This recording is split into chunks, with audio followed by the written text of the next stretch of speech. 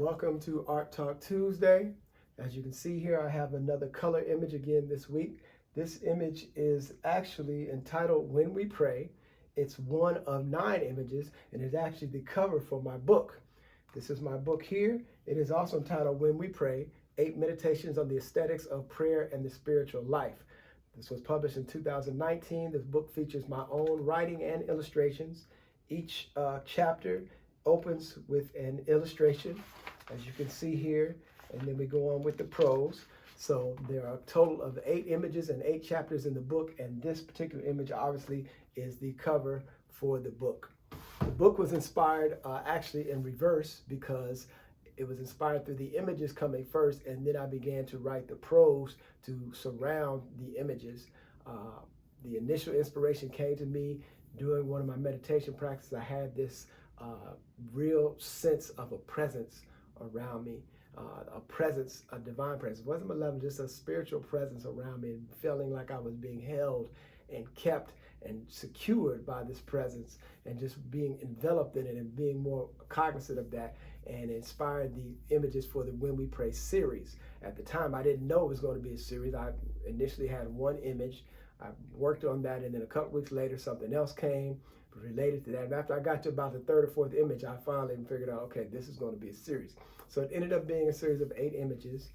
After I completed the images, about halfway through, I began to get the idea for a book. I've always wanted to write and illustrate my own book anyway, so it just kind of came naturally. And so, as I said, it's talking about When We Pray, 8 meditations on the aesthetics of prayer and the spiritual life. I call them meditations. They're really relatively short essays about the connections between spiritual experience, aesthetic experience, and what it means to live a spiritual life in light of that. So you can have a spiritual experience without an artistic experience, but you cannot have a religious experience without an artistic experience. Religion relies heavily, every religion relies heavily upon art and the experience of aesthetics, because aesthetics originally is about the senses and what it means to understand and come to an understanding of the sense. Alexander Baumgartner, who coined the term aesthetics, was originally making it into a science for the study of sensory perception. So aesthetics is really the most basic,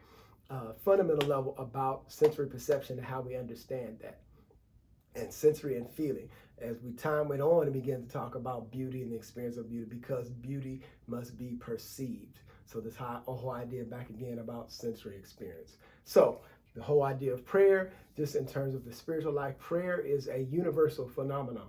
Every person, every religion, whatever they want to argue about, prayer is something that's universal, that is essential to every religious practice, to every spiritual practice. And so I wanted to combine that and see how we can put all these things together and talk about them. So as we talk about this piece, keep that in mind. Piece is entitled When We Pray.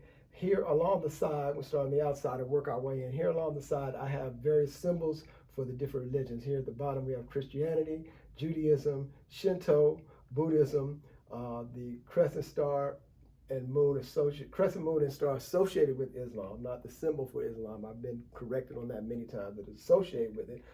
Hinduism, got something here for Wicca. I believe this one is Baha'i, but I forget. Sikhism, and then we have the hand of Fatima here at the top, which can be associated with Islam and or with Hinduism, depending on what tradition you're looking at.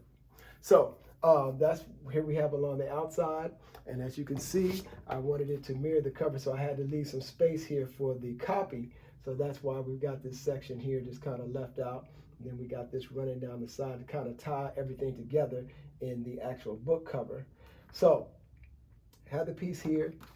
As you can see, the figure, female figure, you can't see it in this video, but the hair is actually purple, symbolizing spiritual power, spiritual depth, also symbolic of the crown chakra, where we connect spiritually to that which is higher. So hair giving that idea of the purple. We see the green here. Green is always indicative of new birth, new life, new beginnings.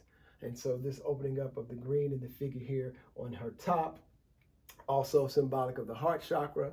So we have that opening up to love, receiving and giving. Then we have the figure here. You see that her hands are just put together like this. And they're up near her heart. So this whole idea of prayer, reaching out, face lifted up, chin slightly, not too high, but lifted up slightly towards the heavens, towards the opening to the spiritual, which is above.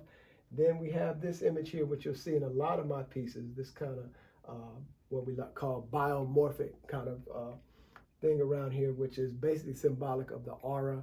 You see the yellow here is about spiritual power, individual spiritual power, also associated with the abdomen chakra, the third chakra, which is also about will and power, because prayer often can be an act of the will. It can be a pouring forth. And when I talk about prayer, I don't speak specifically in a very formal sense as we would talk about here, even though the figure is standing, or she could be sitting. We don't know. Could be seated, but the hands here, but more in terms of prayer in the most broad sense, prayer in the terms of the opening. We would define prayer most broadly as the opening of the self to that which is higher. And we do that in many ways, in many different situations, not necessarily formally. We're all actually praying all the time. When you have that stray thought in your mind about something, oh, I wish that this were a different way, or I really would like it if that would happen.